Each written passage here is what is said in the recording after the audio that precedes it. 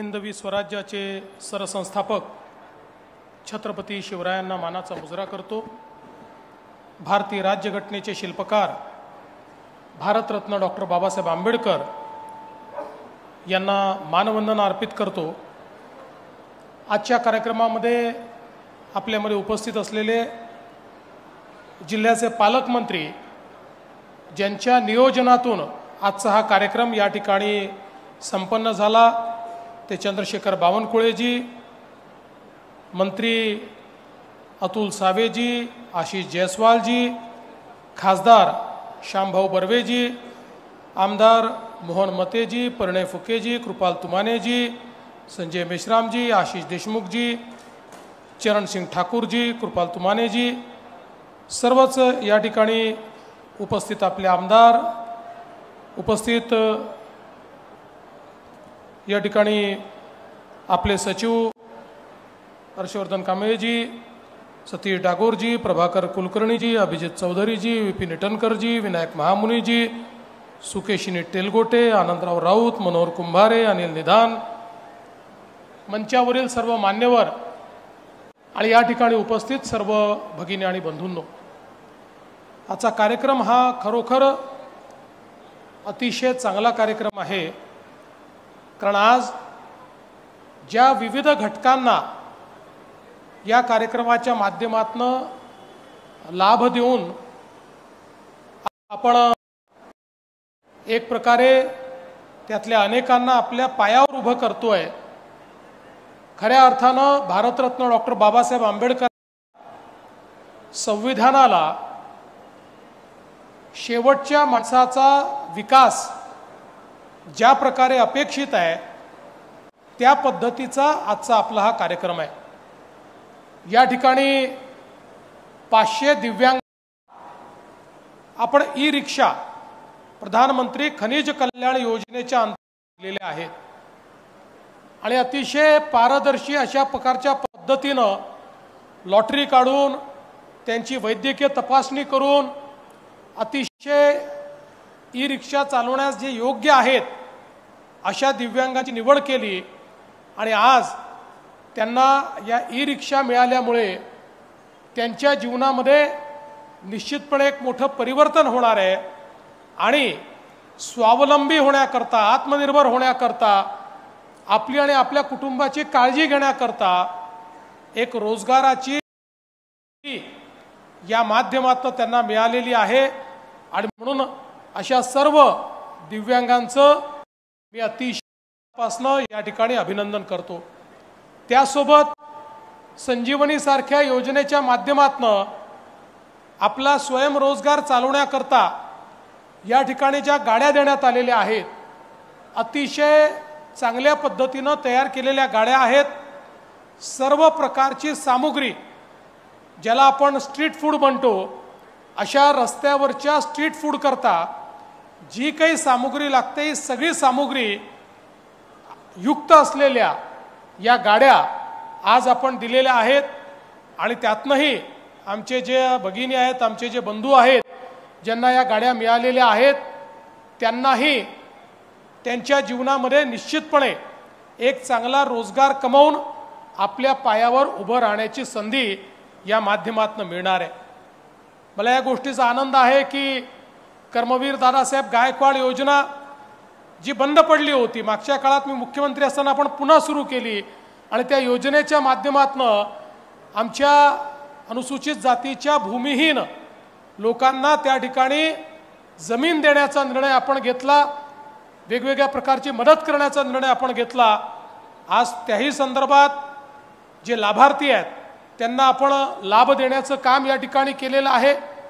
आमचा मांग गारुडी समाज जो खऱ्या अर्थानं भटका आहे, विमुक्त आहे, मोठ्या प्रमाणात ते फिरत राहतात आणि त्यामुळे कुठलेही कागदपत्र त्यांच्याकडे नाहीत आणि कुठल्याही योजनेचा फायदा मिळत नाही। आमच्या बावनकुळे साहेबांनी हा निर्णय केला की मोठ्या प्रमाणात कॅम्प्स घ्यायचे आणि या समाजाला त्यांची कागदपत्र तयार करून द्यायची। कुणाजवळ आधार कार्ड नाही, रेशन कार्ड नाही, काहीच नाही, त्यामुळे सरकारने इतक्या योजना अनुसूचित जाती आणि अनुसूचित जमातीकरता सुरू केल्या, पण त्या योजनांचा फायदा त्यांना मिळत नव्हता. आज अशा सगळ्या समाजाला मोठ्या प्रमाणात कॅम्प्स घेऊन कागदपत्र आपण उपलब्ध करून दिले आणि आता शासनाच्या योजनेतनं त्या ठिकाणी घरकुलं देखील मिळाली.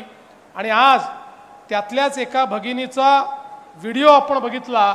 त्यांचं जे समाधान आहे, शेवटी आपल्या देशाला स्वातंत्र्य मिळून इतकी वर्ष झाली, पण जोपर्यंत समाजातला एकही व्यक्ती वंचित आहे तोपर्यंत भारतरत्न डॉक्टर बाबासाहेब आंबेडकरांचं संविधान हे आपण पूर्णपणे निभावलं अशा प्रकारे आपल्याला म्हणता येणार नाही. आणि म्हणूनच त्या दिशेनं निश्चितपणे आपण चांगली या ठिकाणी वाटचाल केली आणि त्यांनाही घरकुल देण्याचं काम हे आपण या ठिकाणी केलेलं आहे. आमच्या अंगणवाडी सेविका आणि आशा सेविका ज्या खऱ्या अर्थानं आज गावागावातल्या फर्स्ट रिस्पॉन्डर आहेत, वेगवेगळ्या प्रकारची कामं त्या पूर्ण करतात. आमच्या बालकांना, लहान बालकांना त्यांच्या त्या ठिकाणी लसीकरणापासनं, शिक्षणापासनं, अंगणवाड्यांपासनं, त्यांच्या आहारापासनं वेगवेगळ्या सगळ्या गोष्टी या सांभाळणाऱ्या, आमच्या मातांना सांभाळणाऱ्या अशा प्रकारच्या आमच्या आशा सेविका असतील, आमच्या अंगणवाडी सेविका असतील, यांनाही आज आपण या जिल्ह्यामध्ये सायकल दिलेली आहे. खरं म्हणजे एक सायकल ही खऱ्या अर्थानं त्यांच्या गतीला वाढवणारी असते, त्यांचे श्रम थोडे कमी करणारी असते आणि त्यांना अधिक सेवा देण्याची त्या ठिकाणी ऊर्जा देणारी असते. आणि म्हणून अशा प्रकारचं सायकल वाटप देखील आज आपण निश्चितपणे या ठिकाणी केलं, त्याचा देखील मला अतिशय मनापासून आनंद आहे. आपल्याला माहिती आहे की आपल्या संविधान अर्पण झालं त्या दिवसाला आता जवळपास आपला अमृत काळ सुरू झालेला आहे. 75 वर्ष पूर्ण झालेली आहेत.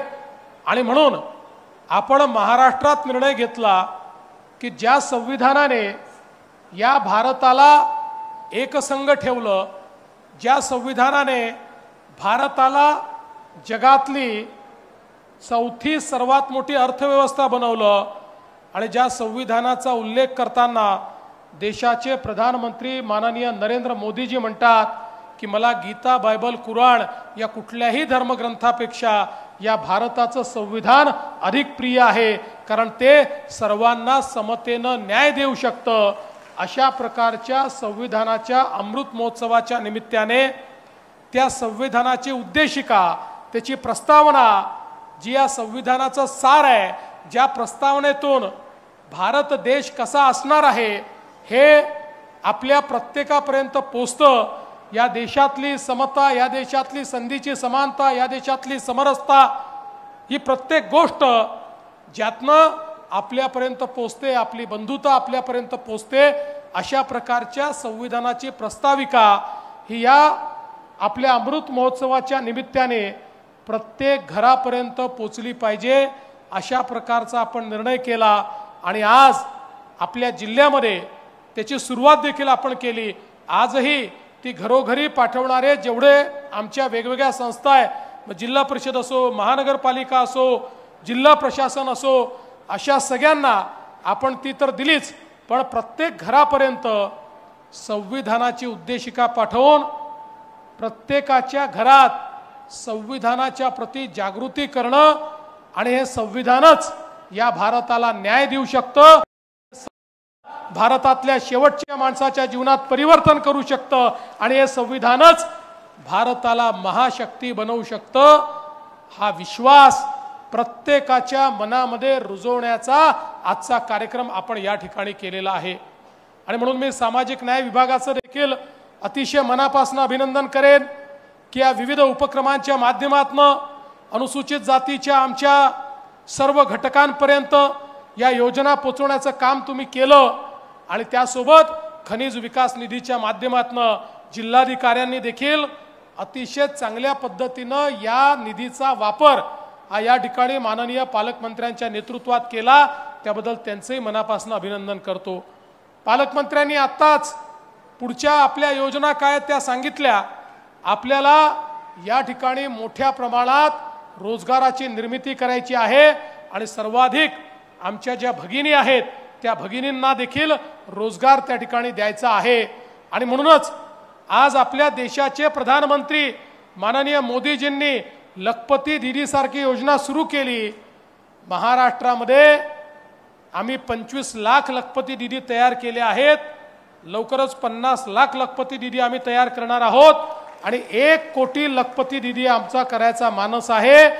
लखपती दीदी म्हणजे जी आमची बहीण स्वतःच्या श्रमाने शासनाच्या योजनांचा उपयोग करून प्रत्येक वर्षी 1 लाख रुपयांपेक्षा जास्त पैसा कमवेल, तीच लखपती दीदी असणार आहे। आता आमच्या काही दीदी तर 5 लखपती झाल्या, काही 10 लखपती पर्यंत पोहोचलेल्या आहेत।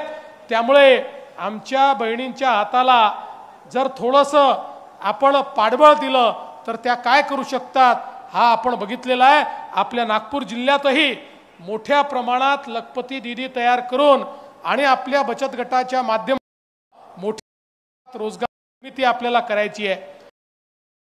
मगाशी ज्याचा उल्लेख आशिष जयस्वालजींनी केला, अतिशय चांगली योजना त्यांच्या संकल्पनेतून आम्ही तयार।